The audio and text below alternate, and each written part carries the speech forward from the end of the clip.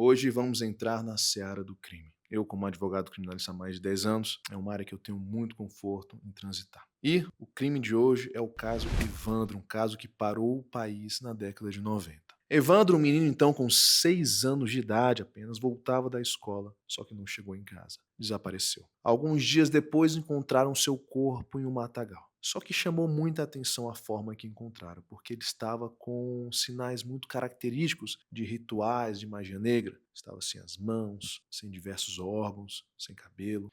E isso chocou o país. Chocou ainda mais porque outros meninos na mesma época desapareceram, crianças, e foram encontradas também em condições semelhantes. O Paraná parou, inúmeras mães com medo, o país parou observando este caso. A polícia, na época bastante pressionada por uma investigação rápida, sumária, cometeu infelizmente alguns erros, mas que não ficaram evidentes naquele instante e que depois vieram à tona. De qualquer modo, houve denúncia do Ministério Público, o caso seguiu e em torno de 7 acusados confessaram os crimes. Acabava ele então para a polícia e para a sociedade do Paraná e para o país inteiro a solução de um caso misterioso que chocou toda a sociedade.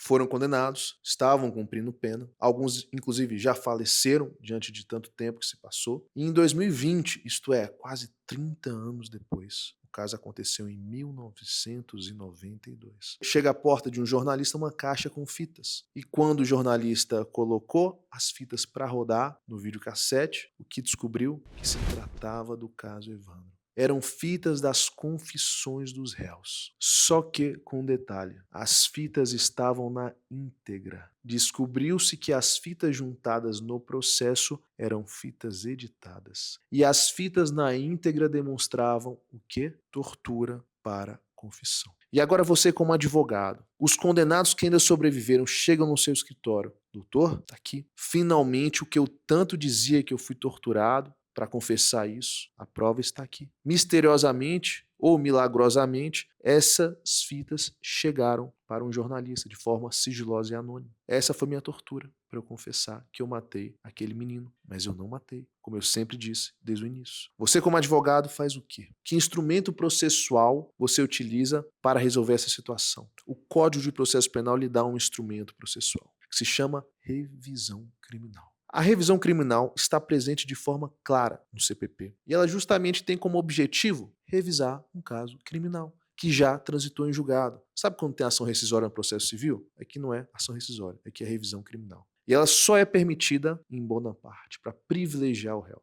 Porque nós temos aqui dois valores muito fortes para o ordenamento jurídico, que é da coisa julgada, segurança jurídica e pacificação social, e o da verdade, o da inocência, o de um processo justo. Entende-se que a coisa julgada pode ser rescindida se comprovar a inocência ou se encontrar um vício que macula todo aquele processo. Nessa situação é permitido revisar o caso, mesmo após o trânsito em julgado. Ivan, mesmo após 30 anos depois, mesmo após 30 anos depois, mesmo após 50 anos depois. Vamos ver o que diz o CPP. Artigo 622 do Código de Processo Penal diz: a revisão poderá ser requerida em qualquer tempo antes da extinção da pena ou após, a qualquer tempo. Também diz o artigo 626. Julgando procedente a revisão, o tribunal poderá alterar a classificação da infração, absolver o réu, modificar a pena ou anular o processo. Parágrafo único. De qualquer maneira, não poderá ser agravada a pena imposta pela decisão revista. Então, há uma solução processual para casos de flagrante injustiça,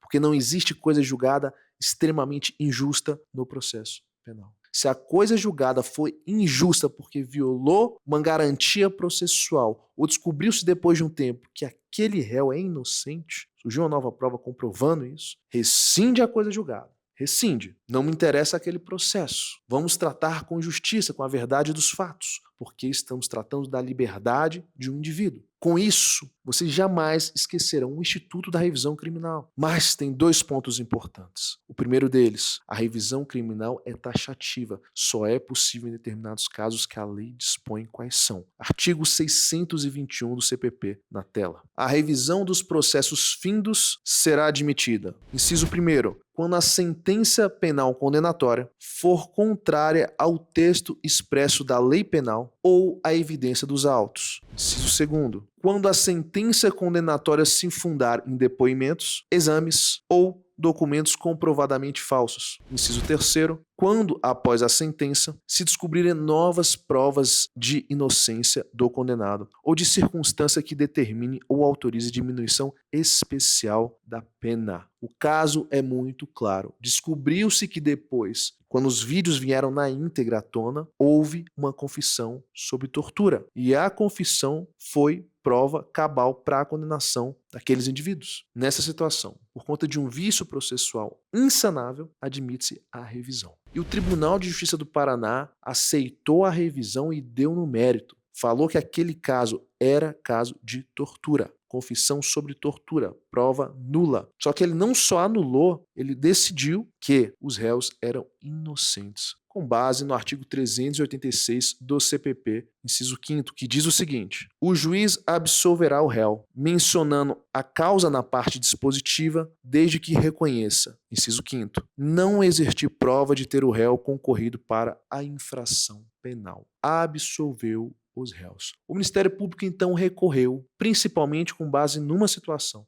Com base em quê? Com esse vídeo vocês vão aprender outro instrumento processual, que é o da justificação criminal. O Ministério Público disse que teria que ter tido uma justificação criminal. Sabe por quê? Porque, ao ver do Ministério Público, os vídeos entraram nos autos na íntegra, com o jornalista simplesmente recebendo, de forma anônima, ele tem o sigilo da fonte, recebeu essa caixa com esses vídeos, e aí a defesa entrou com a revisão criminal falando que os vídeos eram aqueles. O Ministério Público falou, não, peraí, tem que ter perícia. Estamos anulando uma condenação criminal importante para o país, tem que ter perícia. E o caso subiu para o STJ. O STJ falou que não tem que ter perícia. Por que não tem que ter perícia? Porque simplesmente quem cometeu o erro de colocar nos autos, desde o início, um vídeo manipulado, editado, foi o próprio Ministério Público. E mais.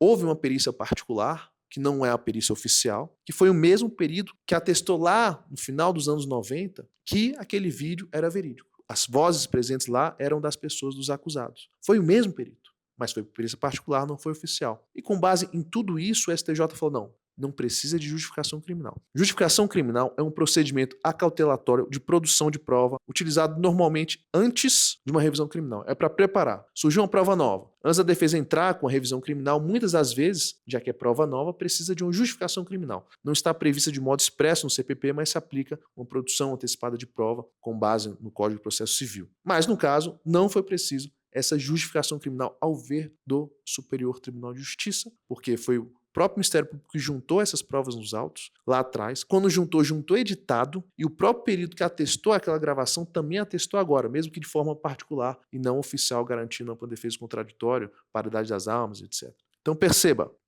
veja que caso interessante. Eu falo isso com muito bom grado, porque no escritório eu já atuei em um caso de revisão criminal. O cliente chegou com uma demanda que eu claramente vi isso daqui é caso de revisão criminal. E ganhamos. A revisão criminal é um instituto muito importante, que muita gente esquece. Com esse caso aqui, o caso Evandro, vocês nunca mais vão esquecer. Revisão criminal. Vocês nunca mais vão esquecer da revisão criminal, porque ela é muito importante. Ela simplesmente anulou, acabou com um processo que mexeu com o país inteiro. E vocês vejam a importância de um processo conduzido com seriedade, garantido ampla defesa contraditória, sem nenhum tipo de tortura, sem nenhum tipo de situação sombria processual. Porque depois de tantos anos o processo pode ser anulado. Cadê a pacificação social? E se alguém armou para essas pessoas, foi uma outra pessoa que assassinou este garoto e armou toda essa situação e hoje está livre, ou já faleceu e viveu a vida toda livre, e o processo criminal não conseguiu esclarecer os fatos? Porque depois de tantos anos, o processo pode ser revisto, surgindo uma nova prova